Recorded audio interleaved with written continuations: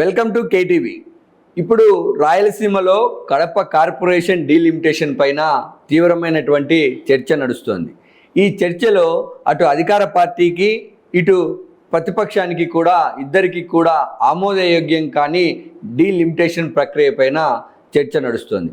దీనిపైన మాజీ కార్పొరేటర్ హరినారాయణ లేవనెత్తుతున్నటువంటి ప్రశ్నలకి ఇటు అధికార గణం నుంచి కూడా సమాధానాలు రాని పరిస్థితి. ఈ నేపథ్యంలో మనతో పాటు మాజీ కార్పొరేటర్ హరినాథ్ గారు ఉన్నారు. ఈ కడప కార్పొరేషన్లో ఎన్ని డివిజన్లు ఉన్నాయి, ఈ డీలిమిటేషన్ ప్రక్రియ తర్వాత ఎన్ని డివిజన్లు అవుతున్నాయని? ప్రస్తుతం కడప కార్పొరేషన్లో 50 డివిజన్లు ఉన్నాయి. కొత్తగా ప్రభుత్వము ఇప్పుడు 66 డివిజన్లు చేయమని చెప్పేసి ప్రతిపాదన పంపించింది. దాని మేరకు ప్రస్తుతం డీలిమిటేషన్ చేస్తున్నారు. అన్న, ఈ డీలిమిటేషన్కు సంబంధించి ప్రభుత్వము ఎలాంటి నిబంధనలను తయారు చేసింది? ఆ నిబంధనల మేర కడప కార్పొరేషన్ డీలిమిటేషన్ జరగకపోవడానికి కారణం ఏంటి? కడప కార్పొరేషన్కు ఉన్నటువంటి దౌర్భాగ్యం ఏంటంటే, మామూలుగా ఈ డీలిమిటేషన్ ప్రక్రియను ఎక్కడైనా సరే టౌన్ ప్లానింగ్ విభాగం చేస్తుంది. ఈ టౌన్ ప్లానింగ్ విభాగంలో డీలిమిటేషన్ ప్రక్రియ ప్రారంభమైనటువంటి వెంటనే క్రింది స్థాయిలో ఉన్నటువంటి అంటే ఫీల్డ్ స్థాయి ఈ సబ్జెక్టుకు సంబంధించి కింద గ్రౌండ్ లెవెల్ రియాలిటీ డబ్ల్యూపీఆర్ఎస్లు టీపీబీఓల దగ్గర ఉంటుందన్నమాట. వాళ్ళను ఈ విభాగం నుంచి తప్పించారు. సో దాని తర్వాత టీపీఓను ఒక ఏసీపీని బాధ్యతల నుంచి తప్పించారు వద్దని.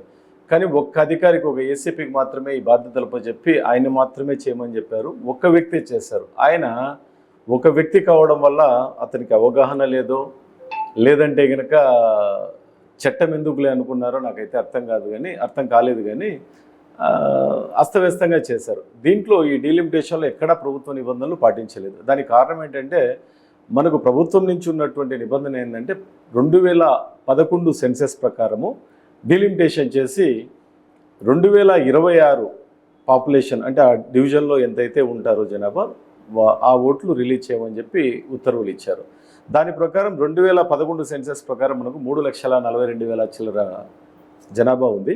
ఆ జనాభా ప్రకారం ఎత్తుకుంటే కనుక మనకు 66 డివిజన్లకు 5,000 చిల్లర పాపులేషన్ వస్తుంది ఒక్కొక్క డివిజన్.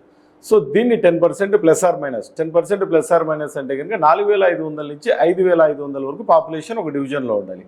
ఆ పాపులేషన్ డివిజన్లో కూసిపెట్టిన తర్వాత ఆ డివిజన్లో ప్రస్తుతం 2026 ఇప్పుడు ప్రకటించినటువంటి ఓటర్ లిస్ట్ ఎంత ఉంటే కనుక దానికి ఎన్నికలు నిర్వహించాలా. సో దీని మీద కూడా సెంట్రల్ గవర్నమెంట్కి సంబంధించి ఒక ఉత్తర్వు ఉంది. ఆ ఉత్తర్వు ఏంటంటే 10 సంవత్సరాలకు ఒకసారి డీలిమిటేషన్ చేయమన్నారు.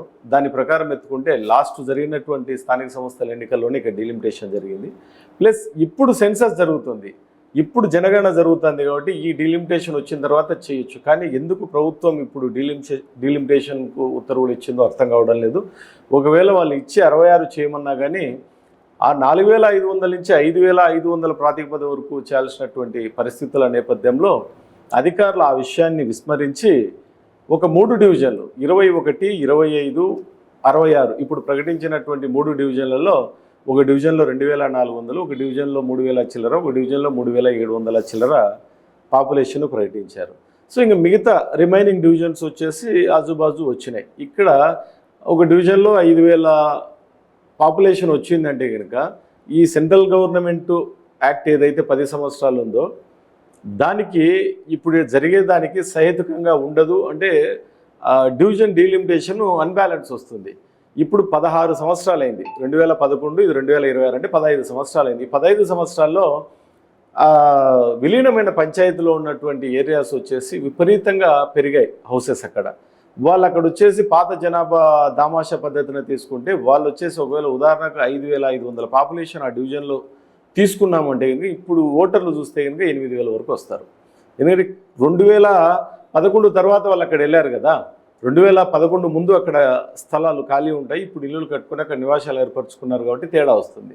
సో అటువంటి డిఫరెన్స్ వస్తుందన్న ఉద్దేశంతోనే అది సహేతుకం కాదు అని చెప్తే కనుక సరే ప్రభుత్వం దాన్ని చేయమనింది కాబట్టి చేయని అనుకుంటే దాంట్లో కూడా వచ్చేసి అధికారులు వచ్చేసి నిబంధనలకు విరుద్ధంగా ఈ డీలిమిటేషన్ చేసినారు. ఈ డీలిమిటేషన్కు సంబంధించి కేంద్ర ప్రభుత్వ నిబంధనలు ఏం చెప్తా ఉన్నాయి? అసలు కడప డీలిమిటేషన్ ఇంతగా వివాదాస్పదమైనటువంటి నేపథ్యంలో ఆ డీలిమిటేట్ చేసినటువంటి అధికారులు ఎవరు? డీలిమిటేషన్ మామూలుగా ఎక్కడైనా ఒక 10 నుంచి 30% విమర్శలు కామన్. అందులో కడప ఒక ప్రత్యేక పరిస్థితుల నేపథ్యం. ఇక్కడ కడప స్థానిక సంస్థల్లో వచ్చేసి వైఎస్ఆర్ కాంగ్రెస్ పార్టీ ఉండింది, అధికారం వచ్చేసి టీడీపీ ఉంది. కాబట్టి ఈ నేపథ్యంలో స్థానిక సంస్థల్లో పట్టు నిలుపుకునే దానికోసం మళ్ళీ అక్కడ కూర్చోవాలని వైఎస్ఆర్ కాంగ్రెస్ పార్టీ, లేదు ఎలా అయినా సరే ఎమ్మెల్యేని కైవసం చేసుకున్నాం కాబట్టి కార్పొరేషన్ కూడా కైవసం చేసుకోవాలని చెప్పి టీడీపీ. ఈ ఇద్దరి పోటీ నేపథ్యంలో ఇక్కడ వాతావరణము హీట్ ఎక్కింది. ఈ హీట్ ఎక్కిన నేపథ్యంలో అధికార యంత్రాంగం మీద కాస్త ఉన్నతాధికారులకు పట్టుతప్పడము. ఇక్కడ రాకేష్ చంద్రన్ గారు వచ్చేసి అడిషనల్ కమిషనర్ గారికి ఆయన కొత్తగా జాబ్ వచ్చింది, మొన్ననే ప్రొబేషన్ అయిపోయింది. ఆయనకు పూర్తి స్థాయి ఫీల్డ్ లెవెల్ ఇన్ఫర్మేషన్ లేకపోవడం వల్ల అతను బ్లైండ్గా ఒకే వ్యక్తిని నమ్మి పూర్తి ఇంత కీలకమైనటువంటి బాధ్యత ఒకే వ్యక్తికి అప్పచెప్పడం ఆయన చేసిన తప్పేమో నాకు అనిపిస్తుంది. మిగతా వాళ్ళు దీంట్లో బాధ్యులు కారు, వాళ్ళకు పాత్ర లేదనడానికి కారణం ఏంటంటే మేము ప్రతి అధికారిని సంప్రదించినాం. డీలిమిటేషన్ జరిగేటప్పుడు ఏ విధంగా చేస్తున్నారు ఏంటి ఏమనంటే మాకు సంబంధం లేదు, మాకైతే దీంట్లో పాత్ర లేదు, మేము చేయడం లేదు అని. సరే, కన్సర్న్ ఎవరైతే చేస్తున్నారో ఒక ఏసీపీ చేశారు, సార్ను కాల్ చేసాం, అడిగితే కనుక మీరు ఏదైనా సమాచారం కావాలంటే కనుక కమిషనర్ని అడగండి, నేనైతే ఇవ్వలేను, ఎందుకంటే కనుక ఇబ్బందులు అవుతాయి అని చెప్పి ఆయన చెప్పారు. అది ఆయనకు ఏ రకమైనటువంటి ఇబ్బంది ఉందో తెలియదు. మామూలుగా డీలిమిటేషన్ చేసేటప్పుడు ఏం చేస్తారంటే కనుక అన్ని రాజకీయ పార్టీలు, ప్రజా సంఘాలను, ప్రజాప్రతినిధులను పిలిచి మేము డీలిమిటేషన్ ఈ విధంగా చేస్తున్నాము, డీలిమిటేషన్ ప్రక్రియ ఈ విధంగా జరుగుతుంది, దాని తర్వాత మేము ఈ విధంగా మీకు ప్రకటిస్తాం, ప్రకటన చేసిన తర్వాత మీరు ఏమైనా అభ్యంతరాలు అంటే వచ్చి తెలియజేయండి అని చెప్పి చేయడం ఆనవాయితీ ప్రతిసారి. ఈసారి ఆ ఆనవాయితీని బ్రేక్ చేశారు. తరువాత ప్రకటించేటప్పుడు డీలిమిటేషన్ 3 రోజుల ముందు డీలిమిటేషన్ ప్రకటించినప్పుడు ముందు రోజు మధ్యాహ్నం 3 గంటల నుంచి డీటెయిల్స్ ఇస్తాము, ముందు ప్రజాప్రతినిధులకు మీడియాకు ఇస్తామని చెప్తూ రాత్రి 9:30 వరకు ఎటువంటి సమాచారం ఇవ్వలేదు. రాత్రి 9:30కు కమిషనర్ గారు సంతకం పెట్టకుండా ఒక కాపీ మ్యాప్ మాత్రం రిలీజ్ చేశారు. ఆ మ్యాప్ చూస్తే కనుక ఏమర్థమవుతుంది, మ్యాప్లో వచ్చేసి డీలిమిటేషన్ ఓన్లీ గీతలు గీయడము, పక్కన ఈ డోర్ నెంబర్లు దీంట్లో వస్తాయని చెప్పి సూచించారు. దాని తర్వాత మరుసటి రోజు ఉదయం, ఎందుకంటే డేటా కావాలి కదా, ఏ ఏరియా వచ్చింది, ఏ డోర్ నెంబర్స్ ఎక్కడి నుంచి ఎక్కడికి వస్తాయి అన్నటువంటిది, ఆ డేటా మరుసటి రోజు సాయంత్రం రిలీజ్ చేశారు. ఆ డేటా చూస్తే కనుక ఆశ్చర్యం వేసింది. ఏదైతే డివిజన్ మ్యాప్ వాళ్ళు రిలీజ్ చేశారో ఆ మ్యాప్కు అయితే వాళ్ళు డోర్ నెంబర్ రిలీజ్ చేశారో ఆ డోర్ నెంబర్లకు సంబంధం లేదు. అంటే కనుక ఈ మ్యాప్లో ఉన్నటువంటి ఏరియాలో ఆ డోర్ నెంబర్లు లేవు. ఆ డోర్ నెంబర్లు ఏదైతే ప్రకటించారో ఆ డోర్ నెంబర్లు వాళ్ళు ప్రకటించిన ఏరియాకి సంబంధం లేదు. అంటే మ్యాప్ ఒక రకంగా సూచిస్తుంది, డోర్ నెంబర్లు ఒకటి ఉన్నాయి, ఏరియా ఒకటి ఉంది. సో ఒకదానికి ఒకటి పొందన లేదు. అన్న, ఈ డీలిమిటేషన్కు సంబంధించి ఏదైతే తీవ్రమైనటువంటి ఆరోపణలు వస్తున్నాయి, అటు వామపక్షాలు కానీ, చివరకు అధికార పార్టీ ప్రతిపక్షాల్లో ఉన్నటువంటి కొంతమంది నాయకులు కూడా దీనిపైన తీవ్రంగా ఆరోపణలు చేస్తూ ఉన్నారు. అంటే ఈ డీలిమిటేషన్ ప్రక్రియకు సంబంధించి ఇప్పుడు ఎవరైనా ఫిర్యాదులు చేయవచ్చా, లేదంటే ఆ ఫిర్యాదులకు సంబంధించి మార్పులు చేర్పులు ప్రజాభిప్రాయాన్ని ఇప్పుడేమన్నా తీసుకునే అవకాశం కనిపిస్తుందా? ఇప్పుడు శనివారం వరకు తీసుకుంటారు, సోమవారం నుంచి తీసుకుంటున్నారు అభ్యర్థనలు. అబ్జెక్షన్స్ ఏమైనా ఉంటే ఇవ్వండి, అంటే సహేతుకంగా జరగకుండా ఉంటే కనుక వాటిని మేము చేంజ్ చేస్తామని చెప్పి. సో ఈ 3 రోజుల్లో ఇప్పటికి నాకున్న సమాచారం వచ్చేసి ఒక 30 పైన అబ్జెక్షన్స్ వచ్చాయి. కడప కార్పొరేషన్లో ఈ రాష్ట్ర స్థాయిలో అత్యధికంగా 66 డివిజన్లు అయ్యాయి. 66 డివిజన్లకు అబ్జెక్షన్స్ వస్తాయి. ఈడ ఒక విచిత్రం ఏంటంటే, మామూలుగా అధికారంలో ఉన్నటువంటి వాళ్ళు అనుకూలంగా చేసుకున్నారని అందరూ అనుకుంటారు. ఇక్కడ కడపలో ఒక ప్రత్యేక పరిస్థితి ఏంటంటే, అధికార పార్టీ వాళ్ళు కూడా అబ్జెక్షన్స్ ఇచ్చారు. ఎందుకంటే వాళ్ళు అనుకున్న విధంగా లేదు అది. అంటే వాళ్ళు ఎవరైనా సరే అధికారంలో ఉన్నారు, బేసిక్గా చెప్తారు మేము ఈ విధంగా చేయాలి, మాకు ఈ విధంగా కావాలి, ఈ విధంగా కావాలని సూచిస్తారు. అధికారులు కాస్త ఫేవర్ చేస్తారు. కానీ ఈడ ఏంటంటే వాళ్ళు కూడా అబ్జెక్షన్స్ చేసే పరిస్థితుల్లో ఉన్నారు. అంటే కనుక ఓసారి పరిస్థితి ఈ తీవ్రత రెండు అర్థం చేసుకోవచ్చు. తర్వాత ఈ డీవియేషన్ అని చెప్పేదానికి, ఈ నిబంధనలు పాటించలేదనే దానికి, ఒకటి 4,500 నుంచి 5,500 ఉండాల్సినటువంటి క్రమంలో 21, 25, 66 3 డివిజన్లు ఉన్నటువంటి తేడా. తర్వాత కడప ఆ విలీనమైన పంచాయతీకి సంబంధించి కమలాపురం ఏరియా కలిసి ఉంది కొన్ని డివిజన్స్. అంటే అసెంబ్లీలో ఇద్దరు వేరైనా కానీ ఇక్కడికి వచ్చేందుకు కలిసి ఉంటారు. అటువంటిది ఈసారి అధికారులు ఏమనుకున్నారో తెలియదు కానీ కడపను కమలాపురాన్ని విడదీశారు ఓటర్లను. అంటే కడప ఓట్లు కార్పొరేషన్ కమలాపురం పోలేదు, కమలాపురం ఓట్లు కడపకు రాలేదు. సో దీనివల్లనే ఈ 3 డివిజన్లు 21, 25, 66 తక్కువ రావడానికి కారణం అది ప్రభుత్వ నిబంధనలకు విరుద్ధము. దాని తర్వాత ఆ సినారియో కట్ చేస్తే కనుక మనకు దేవుని గడప నుంచి ఈ రూల్ ఎట్లుంటుందంటే కనుక నార్త్ సైడ్ నుంచి స్టార్ట్ అవుతుంది, నార్త్ ఈస్టు వెస్ట్ సౌత్కు ఎండ్ అవుతుంది అనమాట. అంటే దేవుని గడప స్టార్ట్ అవుతుంది, పాత గడప స్టార్ట్ అవుతే ఆ నుంచి లైన్గా రావాలి, ఎండ్ వచ్చేసి పాలెంపల్లెకి కావాలి, అది లాస్ట్ సౌత్ వెస్ట్. కాబట్టి ఈడ సబ్జెక్ట్ ఏమైంది, దేవుని గడపలో వచ్చేసి పాలెంపల్లెని కలిపినారు. అంటే ఎక్కడైతే ప్రారంభం కావాలో ఆ ప్రారంభంలో ఎండ్ కలిపినారు ఒకటి. తర్వాత రెండోది అత్యంత దారుణమైన విషయము, కలెక్టర్ గారి ఓటు మ్యాప్ ప్రకారం డివిజన్ 27లో ఉంది, ఆ 27వ డివిజన్ మధ్యన ఉంది. కందిపాలము, శ్రీరామ్ నగరు, ఎల్ఐసి క్వార్టర్స్, ఎన్టీఆర్ నగర్ మధ్యన కలెక్టర్ గారి బంగ్లా ఉంది, ఆయన ఓటు అక్కడ ఉంది. ఆ ఓటు 27ది తీసుకొచ్చి 29వ డివిజన్లో కలిపారు. 29వ డివిజను యాజ్ పర్ మ్యాప్ వచ్చేసి ద్వారకా నగర్ నుంచి ఎర్ముక్పల్లె సిపి బ్రౌన్ ముందు లైన్ వరకు వస్తుంది. తర్వాత ఈ కట్ట మీద ఒక పార్ట్ వస్తుంది అంతే, ఈయన ఓటును తీసుకొచ్చి దాంట్లో కలిపారు.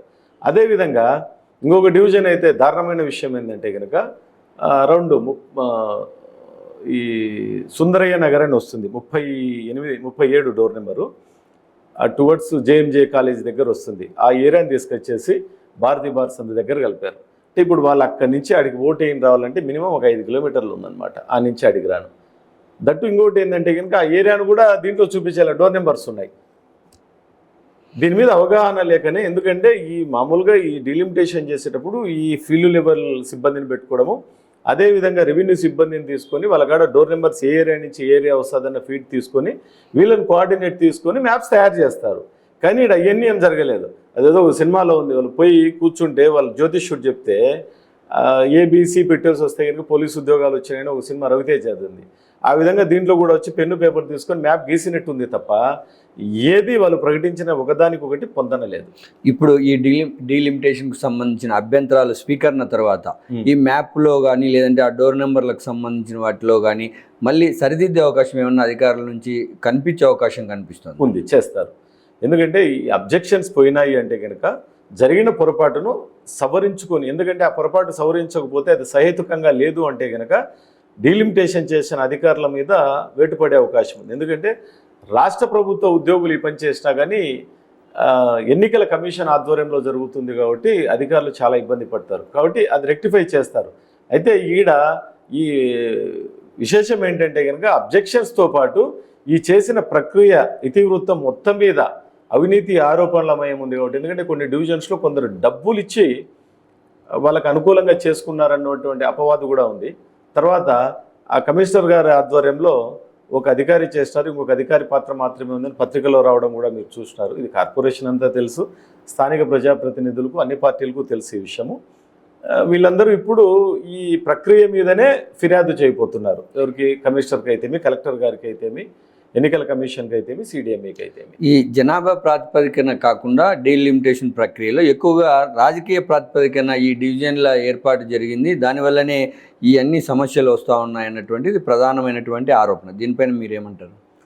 రాజకీయ పరంగా జరిగినాయి అంటే కనుక అధికారంలో ఉన్నటువంటి టీడీపీ వాళ్ళు అబ్జెక్షన్ పెట్టాల్సిన అవసరం లేదు. సో వాళ్ళ పరిస్థితి వాళ్ళకే అర్థం కాలేదు అంటే కనుక ఇక్కడ రాజకీయ పెత్తనం అయితే నాకు అనిపించలేదు, కానీ ఆర్థికపరమైనటువంటి అవకాశాలు ముందుగా జరిగినట్టు అనిపిస్తుంది. కొన్ని డివిజన్లలో అసమాన జనాభా ప్రాతిపదికన కూడా జరిగాయి అన్నటువంటిది కనిపిస్తోంది. దీనిపైన అధికారులు ఏమంటా ఉన్నారు? అసలు ఇప్పటి వరకు అధికారులు, నేను కమిషనర్ గారిని ఈ విషయమై సంప్రదిస్తే భావన మేడం గారు వచ్చేసి మీరు రిటర్న్గా కంప్లైంట్ ఇవ్వండి, నేను యాక్షన్ తీసుకుంటానని చెప్పారు. ఎందుకంటే ఇప్పుడు అబ్జెక్షన్స్ పోతున్నాయి కాబట్టి వీళ్ళందరూ అబ్జెక్షన్స్ ఇస్తే కనుక నేనంటూ ఏ రాజకీయ పార్టీకి సంబంధించిన వ్యక్తిని కాదు కాబట్టి నేను ఓవరాల్గా 66 డివిజన్లలో జరిగినటువంటి లోపాలు చూపిస్తూ నేనైతే అబ్జెక్షన్స్ ఇవ్వను, ఫిర్యాదు చేస్తాను. ఎందుకంటే నాకు ఈ డివిజన్ ఈ విధంగా ఉండాలి, ఆ డివిజన్ ఆ విధంగా ఉండాలని ఏం లేదు. నేను ఒకటే చెప్తున్నాను, ప్రభుత్వం ఏదైతే జీవో రిలీజ్ చేసిందో, ప్రభుత్వం ఏదైతే ఉత్తర్వులు ఇచ్చిందో దాని ప్రకారం జరగని దాని మీద ఫిర్యాదు చేసి ఏ అధికారులు అయితే దీంట్లో పాత్రదారులు ఉన్నారో వాళ్ళ మీద చట్టపరంగా చర్యలు తీసుకోమని ఫిర్యాదు చేస్తున్నాను. ఆల్రెడీ డీలిమిటేషన్ ప్రక్రియలో ఎవరైతే కీలకమైనటువంటి బాధ్యతలు స్వీకరించిన అధికారి ఉన్నారో ఆ అధికారి ఈ డీలిమిటేషన్ ప్రక్రియలో పనిచేయడానికి అర్హత లేకపోయినా ఉన్నతాధికారులు నియమించారన్న ఆరోపణలు కూడా ఉన్నాయి. ఆయన వల్లే ఈ డీలిమిటేషన్ ప్రక్రియకు ఇంతగా వ్యతిరేకత రావడానికి లేదా ఇన్ని డిస్ట్రిబ్యూట్స్ జరగడానికి కూడా కారణమని చెప్తా ఉన్నారు. దీనిపైన మీరేమంటారు? ఈ విషయం గురించి అధికారులు స్పందిస్తే బాగుంటుంది. ఎందుకంటే ఎవరైతే డీలిమిటేషన్ చేశారో అతని మీద ఆ, గతంలో పనిచేసిన ప్లేసెస్లో అలిగేషన్స్ ఉన్నాయి, తర్వాత వచ్చేసి కేసు ఉందన్నటువంటి విషయం అధికారులు చెప్తున్నారు. వాళ్ళు బహిరంగంగా వాళ్ళు చెప్పాలి ఆ విషయము, ఎందుకంటే ఆ డేటా నా దగ్గర లేదు. అలిగేషన్ ఉన్నటువంటి వ్యక్తికి, కేసులు ఉన్నటువంటి వ్యక్తులకు వచ్చేసి ఫోకల్ ఫేస్ ఇవ్వకూడదు అన్నటువంటి 2 జీవోలు ఉన్నాయి. కానీ ఈ ప్లేస్లో ఉండడము, దాని తర్వాత వచ్చేసి ఎన్నికల ప్రక్రియలో ఎక్కడా భాగమే చేయకూడదు, ఎందుకంటే చాలా సున్నితమైనటువంటి విషయం ఇది. సో ఈ విషయంలో ఆయనకు బాధ్యత అప్పచెప్పినారంటేనే నాకు చాలా ఆశ్చర్యం వేసింది. ఎందుకంటే ఓ 10 మంది ఉన్నప్పుడు 10 మందిలో ఒక వ్యక్తిగా భాగస్వామ్యం అయితే పర్లేదు, కానీ A to Z బాధ్యతలు అప్పచెప్పడం అంటేనే నాకు చాలా ఆశ్చర్యం వేసింది. ఇదేంది ఈ పని చేశారు, ఇది ఖచ్చితంగా సమస్యలకు దారి తీస్తుంది అని అనుకున్నాను. అన్నట్టుగానే సమస్యలకు ఇది ఊహించినట్టుగానే, ఇది రాజకీయ వర్గాలందరికీ తెలిసిన విషయమే, ఓపెన్ సీక్రెట్ ఇది. కార్పొరేషన్ అధికారులు కూడా ఇదే మాట చెప్తారు. సో దీనికి సంబంధించి టౌన్ ప్లానింగ్కి సంబంధించి రొటీన్గా అధికారులు సంతకం పెట్టాలి కాబట్టి వాళ్ళతో పెట్టించారు, కానీ ఈ ప్రక్రియలో వాళ్ళు లేరు అనేది ఓపెన్ సీక్రెట్. వాళ్ళే చెప్తారు, అడిగితే ఇంకా అధికారులే చెప్తారు.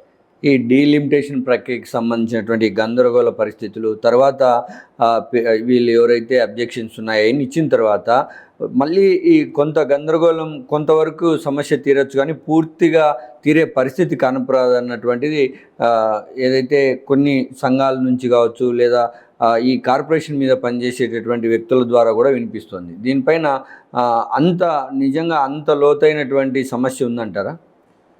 మామూలుగా 10 to 30%, మామూలుగా 10% ఎక్కడైనా అబ్జెక్షన్స్ వస్తాయి.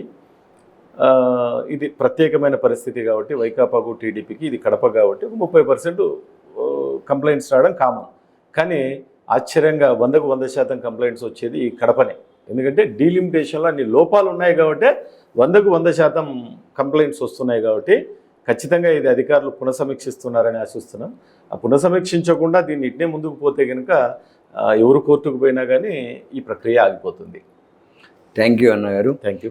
కడప డీలిమిటేషన్ ప్రక్రియలో ఎవరైతే అధికారులు సంబంధించినటువంటి వారు తమ విధి నిర్వహణలో ఖచ్చితత్వాన్ని ప్రదర్శించకపోవడము, కొంత వారిపైన ఆరోపణలు ఉన్నప్పటికీ అలాంటి వారికే అధికారాలు ఇవ్వడం ద్వారా కింది స్థాయి సిబ్బందిని పూర్తి స్థాయిలో వినియోగించుకోకపోవడం వల్లే ఈ డీలిమిటేషన్ ప్రక్రియలో ఇన్ని ఆరోపణలు రావడానికి కారణమవుతోందని హరినారాయణ గారు చెప్తా ఉన్నారు.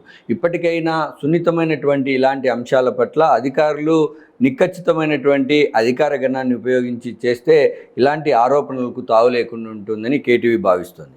Thank you. చూస్తూనే ఉండండి కేటీవీ, ప్రతి వార్త ప్రజల పక్షం.